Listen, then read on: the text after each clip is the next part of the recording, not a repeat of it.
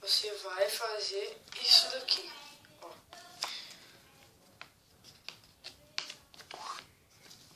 Você vai pegar a folha e vai dobrar uma parte na linha. Aqui tá a linha, né? Você vai fazer isso daqui. E você vai fazer a mesma coisa do outro lado. E vai ficar assim. Tava assim. Você vai dobrar na linha e vai ficar assim. Logo depois, você vira, vai ficar desse jeito aqui.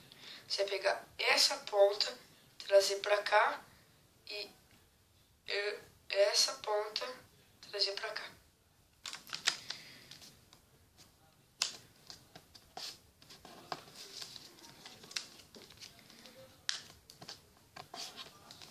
E vai ficar assim.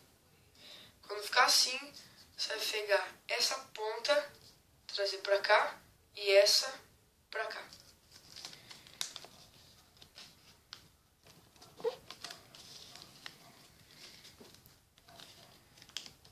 E vai ficar desse jeito.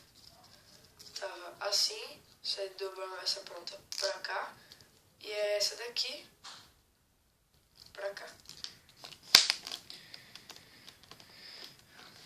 E essa daqui é uma parte da nossa estrela.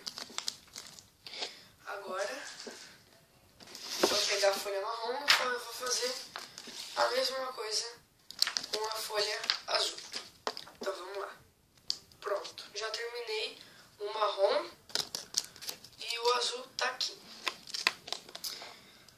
Agora vem a parte mais complicadinha aí da nossa estrela ninja. Você vai pegar esses dois, você vai abrir, vai colocar uma em cima da outra, colocar uma em cima da outra, e aí você vai fazendo isso daqui. Presta atenção. Você vai fechando uma em cima da outra. Você tá vendo que tá ficando já o formato da estrela. E essa daqui, em vez de ela ir por cima, ela vai por baixo dessa daqui, ó. Dessa daqui. Ela vai por baixo. Então vamos lá.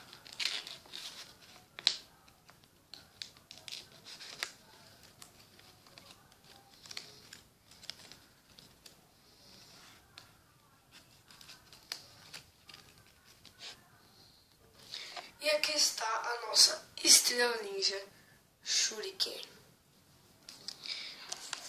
E o mais legal disso daqui é que, se você percebeu, sobrou mais 2 papéis. E sabe o que dá pra fazer com esses 2 papéis? Mais uma estrela ninja.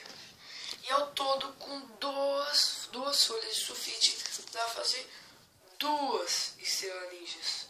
Se você fazer 4, você consegue fazer 4 estrelas ninjas. Então essa estrela ninja é muito legal.